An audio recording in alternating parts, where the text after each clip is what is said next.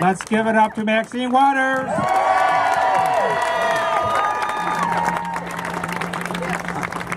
It is such an honor to be here in Southern California with rational, kind people who care about the environment.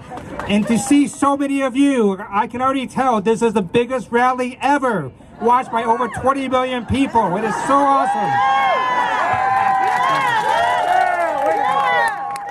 Let me first thank State Senator Ben Allen for putting on this tremendous event. Give him a big round of applause.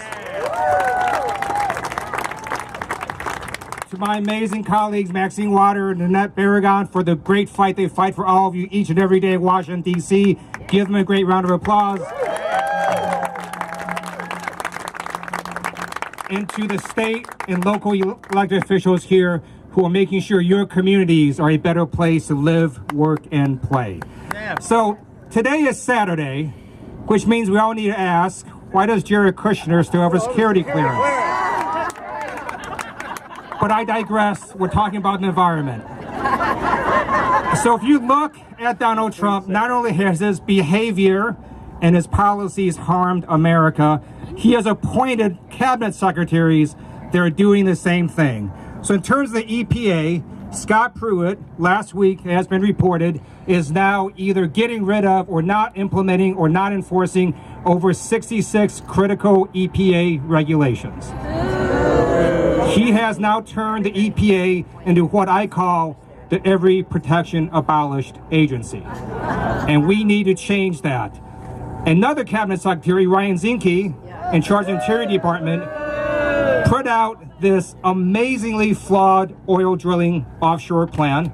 It's going to open up 90% of the continental shelf to oil drilling. Not only is that going to be a bigly disaster, because we all know what happened in Santa Barbara and other places with these oil spills, it's also going to hurt our coastal economies.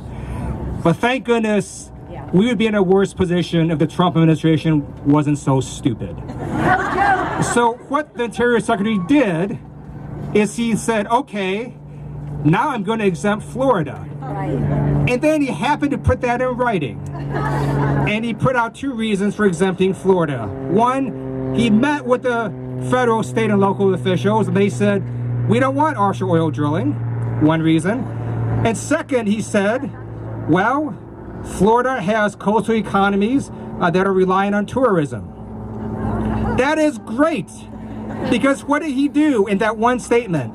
He made the stunning admission, right, that offshore oil drilling harms the local coastal economy. Yeah. And guess what? California's coastal economy and tourism economy actually has a greater percentage of our state's GDP than Florida's.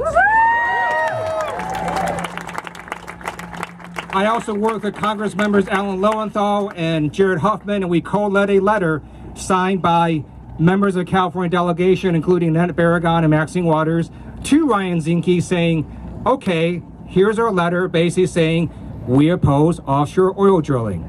So now California has met the two elements he's put out in his statement. Yeah. There is no legal standard in America, whether you call it arbitrary, capricious, or rational basis, whatever you call it, there's no legal standard he can meet that would allow him to exempt Florida, but not California.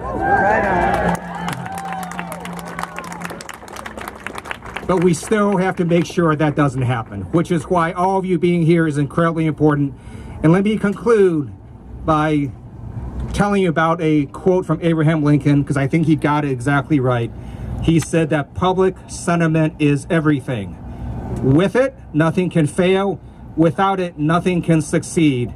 I want all of you to understand the power you have to shape public sentiment. You know, I remember being really, really sad on election night of the presidential elections, all the way till the evening of January 20th. And then I woke up on January 21st and saw these amazing women's marches all across America. And that changed everything. I thought, that's a country I know. And there's more of us. And we're gonna flip the house.